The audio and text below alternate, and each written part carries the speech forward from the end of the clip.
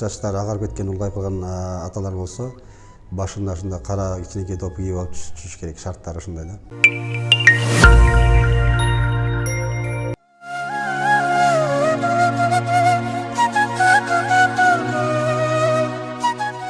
Ажыга барачу адамдар, бизде атайын талаптар бар. Ажыга бара турган адамдар ошо 18 жаштан жогору болуш керек.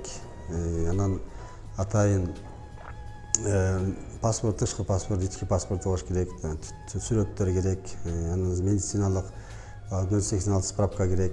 Андан тышкары эгер тууган ургу менен бараткан болсо, тууганчылыгын тастыктаган көлүктөрдүн негизинде барышат.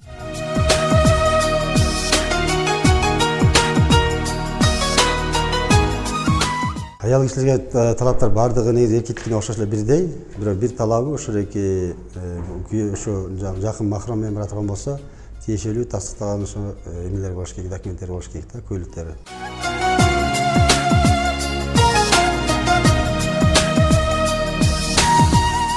Сүрөткө түшкөндө атайын өзүнүн шарттары бар. Мисалы аял кишилер капкара жоолук, же болбосо апапак жоолук салып түшкөнгө болбойт. Ак фон болуш керек, арты матовой болуш керек. Эркектердики болсо мындай башына ак калпак кийип, же ак допу кийип түшкөнгө болбойт, ак көйнөк кийип түшкөнгө болбойт. Эгер деген чачтары агарып кеткен, улгайып калган аталар болсо, башына ушундай кара кичинекей топу кийип алып түшүш керек. Шарттары ушундай да.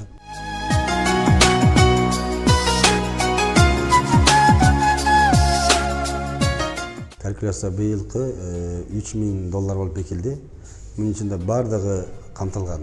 Ошолордун мында басылып айтып турган болсок, быйыл ошо самолеттуку $1550 болду. Бул деген түз учак болот. Түз Мадинага, Мадина шаарынан Жидда шаарына алып барып ажыларды кондурат.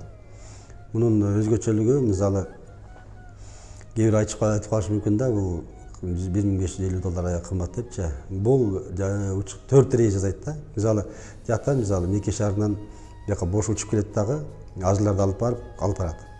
Кайра ажыларды ташып келип, кайра бош учуп кетип, 4 рейске ошондо бөлүштүргөндө $700 айланасында айлап калат да. Ошо $3000 ичинде Мадинада атайын биз жатаканалар сатып алабыз. Мадина жатаканаларынын акчалары бар. Жана ошондой эле Мадина шаарынан Меккеге ташып келе турган автобустардын акчалары бар.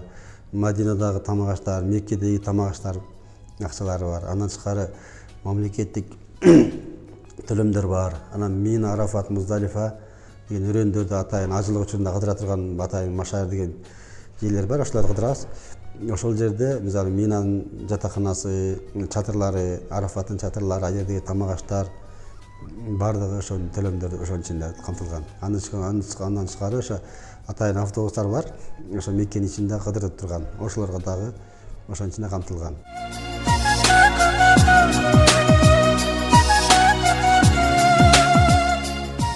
Азыр чет мамлекеттерге, Америкага деле, Кытайга деле, башка мамлекеттерге деле барып жатпайбы. Ошондой как турист катары барып келсе боло берет. Бир гана ажылык учурунда умрага бара албайт, каалаган айда барса боло берет.